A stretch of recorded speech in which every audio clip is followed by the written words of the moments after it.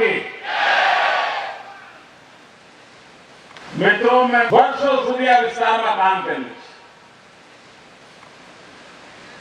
અનેક સામાજિક પ્રસંગોએ આવ્યો છું। રાજકીય કાર્યકર્તા તરીકે પણ આવ્યો છું। મુખ્યમંત્રી તરીકે પણ અનેક વાર આવ્યો છું।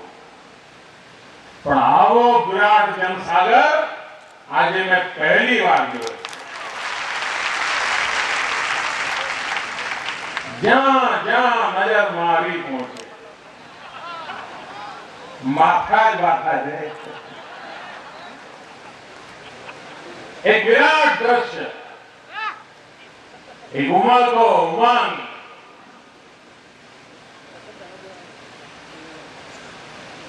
આ શું થઈ રહ્યું છે એ સમજતા હજુ ઘણા લોકો 6 મહિના જશે। ઘણાને તો સમજાતું જ નથી આ ગુજરાત કઈ કેવી રીતે આગળ વધી રહ્યું છે। ઘણા લોકો પ્રશ્ન પૂછે છે, મને અન્ય રાજ્યના મુખ્યમંત્રીએ પૂછે કે મોદીજી આ ચારે દિશામાં રોજ બધું નવું કેમ ચાલે છે? भाइयों बहनों, नित्य नूतन प्रयास, अविरत विकास की यात्रा, प्रत्येक पर नवो जोम અને જુસ્સો એનું કારણ 6 કરોડ ગુજરાતીઓના આશીર્વાદ છે। બીજું કાંઈ નથી। મિત્રો, આવડો મોટો દેશ, 8 આટલા રાજ્યો, 8 આટલા પક્ષો, આટલી બધી સરકારો, પણ બધા રાજ્યોનો વિકાસ એક સરખો નથી થતો। જે રાજ્યમાં યોગ્ય ટીમ હોય, વિકાસની દિશા સ્પષ્ટ હોય, વિકાસને માટે સમર્પણ હોય, એ રાજ્ય આગળ નીકળી જતું હોય છે। માત્ર કેન્દ્ર સરકાર અમુક પ્રકારની હોય એટલે રાજ્યો આગળ વધતા હોત ને તો આ દેશના બધા રાજ્યો વધ્યા હોત, એટલું ગુજરાત ના વધ્યું હોત, બીજા ગયા હોત, પણ બીજા બધા અહીંયા ઉભા છે, આપણે નીકળી ગયા। એવી જ રીતે જિલ્લામાં યોગ્ય ટીમ હોય, જિલ્લામાં યોગ્ય દિશા હોય, જિલ્લામાં યોગ્ય નેતૃત્વ હોય તો જિલ્લો પણ અન્ય જિલ્લાઓની તુલનામાં આગળ નીકળી જતો હોય છે। આપણે ગયો આખો દશકો રાજ્ય કક્ષાએથી એવા પ્રકારનું માર્ગદર્શન પૂરું પાડવાનો પ્રયાસ કર્યો કે જેના કારણે જિલ્લામાં ટીમ નિર્માણ થાય, જિલ્લાની ટાઈમ પોતાનું દિશા નિર્દેશ નક્કી કરે, જિલ્લાની ટીમ પોતાની બ્લુપ્રિન્ટ તૈયાર કરે, આગળ વધવા માટેનું આયોજન કરે અને જિલ્લા વચ્ચે વિકાસની તંદુરસ્ત સ્પર્ધા થાય। પોરબંદર જિલ્લાને લાગે કે હું નર્મદા જિલ્લા કરતા આગળ નીકળી જાઉં, सूरत जिला में लागे तो कच्छ जिला से आगे निकल जाओ, बनासकांठा जिला में लागे तो दाहोद से आगे निकल जाओ। આપણે તંદુરસ્ત સ્પર્ધાનું વાતાવરણ બનાવ્યું, એક જિલ્લો બીજા જિલ્લા કરતા આગળ નીકળી જાય એવું વાતાવરણ બનાવ્યું અને જિલ્લાની ટીમે પણ આ સ્પિરિટથી કામ હાથમાં લીધું, ખૂબ દોડે છે। મારી એક જિલ્લાની ટીમ કદાચ નોકરીના 30 વર્ષમાં નહીં દોડ્યા હોય એના કરતા વધારે આ 10 વર્ષમાં દોડ્યા। રાત દિવસ જોયા વગર દોડ્યા। ભૂકંપ પછી ભરોસો નહોતો કે ગુજરાત બેઠું થશે, એ ગુજરાતને અમારા મિત્રોએ દોડતું કરી મૂક્યું, દોડતું કર્યું।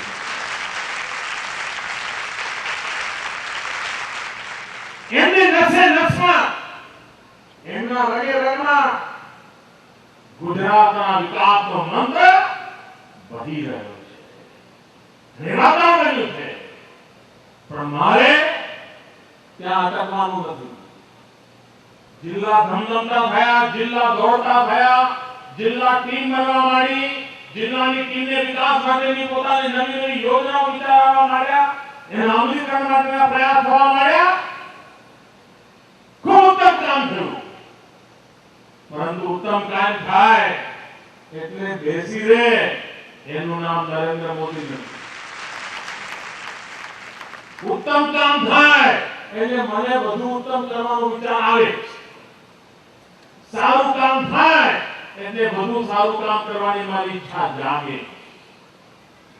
10 ડગલા દોડ્યા તો 25 ડગલા દોડવાની હિંમત આવે. અને તેથી વિચાર આવ્યો કે જો જિલ્લા આવા ધમધમતા થઈ શકતા હોય, જિલ્લાની ટીમ બની શકતી હોય, તો હવે ગુજરાતે તો તાલુકાને કેન્દ્રમાં રાખીને તાલુકા ધમધમતા કરવા છે. દરેક તાલુકાને પોતાનું વિકાસનું મોડેલ હોય, દરેક તાલુકાને પોતાના સપના હોય, દરેક તાલુકાને પોતાની મહેચ્છા હોય કે મારે એવો તાલુકો બનાવવો છે કે 5 વર્ષમાં લોકો યાદ કરે કે ભાઈ 21મી સદીના બીજા દશકાના પહેલા 5 વર્ષ આપણો તાલુકો ક્યાંથી ક્યાં પહોંચી ગયો. જે વાહવાહી ગુજરાતની થાય છે એ વાહવાહી મારે તાલુકાઓની કરાવી. બધાને આનું વાતાવરણનો લાભ મળી રહ્યો છે, પણ મિત્રો મારે તેવી સ્થિતિ પેદા કરવી છે કે પેલો જઈને એમ કે હું વિરમગામ હો, વિરમગામ ને હારે આવો, હું ડભોઈનો, અચ્છા ડભોઈનો ભાઈ, હું તો ડભોઈનો આવું સાંભળી છે, આટલું બધું આગળ નીકળી ગયો ડભોઈ. સાણંદ હો, સાણંદ નું તમે આ સાંભળી છે, થરાદ, અરે વાહ, અરે ભાઈ થરાદે તો કમાલ કર્યું. એક તાલુકાની ઓળખાણ ઊભી કરવી છે, એક તાલુકાને શક્તિશાળી બનાવવો છે. ગાંધીનગરથી બજેટ જાય, અમે બીમા જણા કહી દીધું હોય કે આટલા રૂપિયા આમાં વાપરજો, આટલા રૂપિયા આમાં વાપરજો, આટલા રૂપિયા આમાં વાપરજો, એના બદલે તાલુકો નક્કી કરે કે આ વર્ષમાં આ 5 મુસીબતોમાંથી તાલુકાને બહાર કાઢી નાખવો છે. આવતા વખતે આ 5 કામ કરીને ઇતિહાસ સર્જવો છે. એના પછીના વર્ષે આ 15 કામો કરીને આગળ વધવું છે. એને ખબર હોવી જોઈએ કે 5 વર્ષમાં તાલુકાને ક્યાંથી ક્યાં લઈ જવો. આરે કેવે જવું જ નથી આપણે. નહીં તો ઘણીવાર સરકારો કેવી રીતે ચાલે ખબર છે? પેલા લાઈવોમાં જેમ ચાલે, ફાયર બ્રિગેડનું કામ કરે, આગ લાગે દોડતી હોય, આ કામ. હવે એ આખી પરંપરાઓ બંધ કરી દીધી. નક્કર કામ, નિશ્ચિત કામ, સાચી દિશાનું કામ, અને માત્ર ને માત્ર લોકોનું ભલું થતું હોય તો જ કરવાનું, નહીં તો નહીં કરવાનું. આ વાતાવરણ મારે આ વાતાવરણ તાલુકામાં બનાવવું, તાલુકામાં ટીમ પેદા કરવી છે. અને હમણાં એનો સફળ પ્રયોગ કર્યો.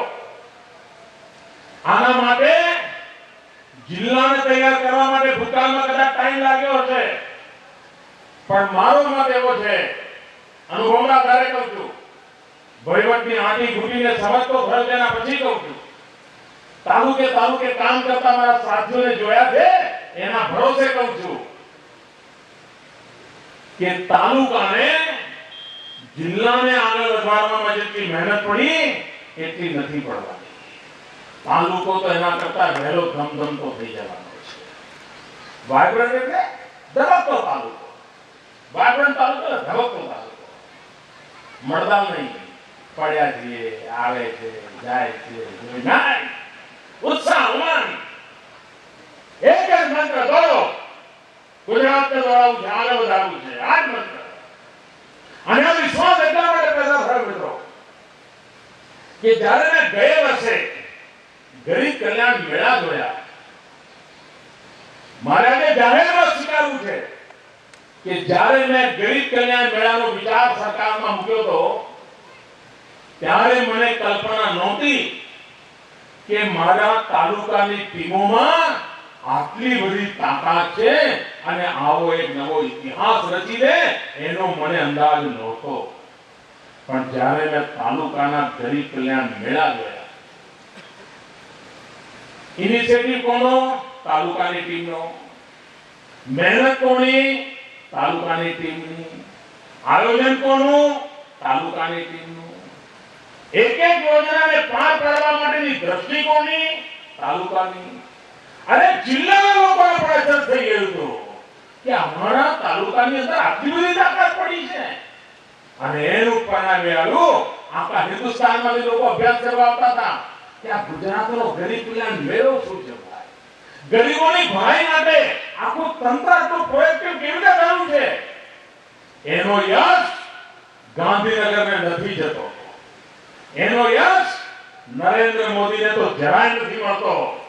એનો યશ અગર કોઈને મળે છે તો મારા તાલુકાના સાથીઓને જાય છે, તાલુકાના મારા કર્મયોગીઓને જાય છે.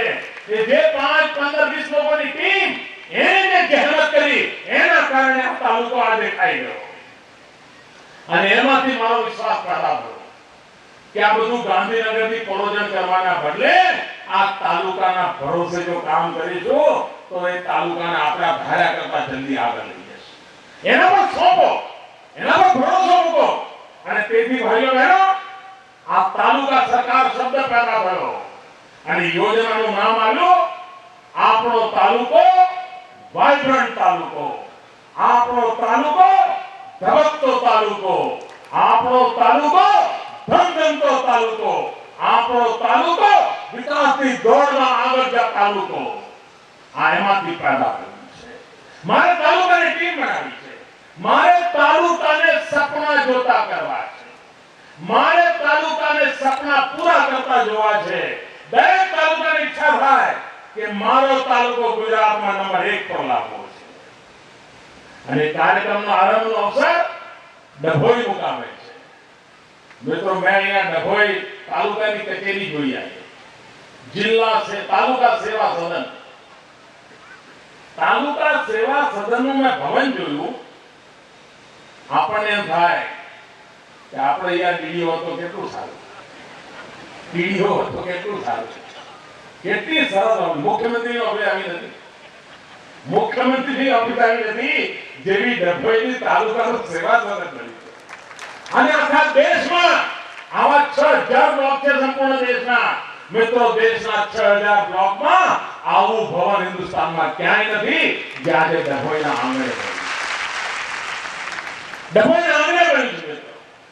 અને અમે પાસે એવા નથી દિલ્હી જેવું અમે નથી કરતા કે આ ભાજપની સરકાર છે એને મારો, એવું નહીં. અહીંયા વિરોધ પક્ષનો ધારાસભ્ય કામ નહીં કરવું એવા અમે નથી. અમે ત્યાં પણ કરીએ. હવે આખું ગુજરાત અમારું છે, ડભોઈના લોકો અમારા છે, એમનું સુખ દુઃખ અમારું છે. આ વિચારથી કામ કરનારા અમે લોકો છે. બધાને સમાન ન્યાય, બધાને સમાન વિકાસની તક, એ અમારા આયોજનનો પાયો હોય છે અને એને લઈને અમે ચાલીએ છીએ. ભાઈઓ બહેનો, કેન્દ્ર સરકાર એમની બધી તાકાત જેટલી આળસો કર્યું એટલે કરે. આ ગુજરાતની વિકાસ યાત્રા નહીં રોકાય, નહીં રોકાય. આ પ્રજાનું ભલું કરવાનો યજ્ઞ છે અને યજ્ઞમાં જે કંઈ આહુતિ આપવી પડે એ આપવાની તૈયારી સાથે નીકળેલા લોકો છે. મારે પ્રગતિ કરવી છે, વિકાસ કરવો છે. આજે જનસેવા કેન્દ્રનું ઉદાહરણ કર્યું. આ પહેલી મે ગુજરાત 51 મતમાં પ્રવેશ કરશે. 50 પૂર્ણ થશે, 51 માં પ્રવેશ કરી. અને પહેલી તારીખે જ્યારે 51 માં પ્રવેશ કરીએ છીએ એ નિમિત્તે આજે 51 જનસેવા કેન્દ્રોનું સમર્પણ કરવાનો કાર્યક્રમ છે. અને થોડાક સમયમાં 225 તાલુકા પૂરા કરવાની નેમ સાથે આયોજન કરીને આગળ વધી રહ્યા છે. ગણતરીના દિવસોમાં એ કામ પણ પરિપૂર્ણ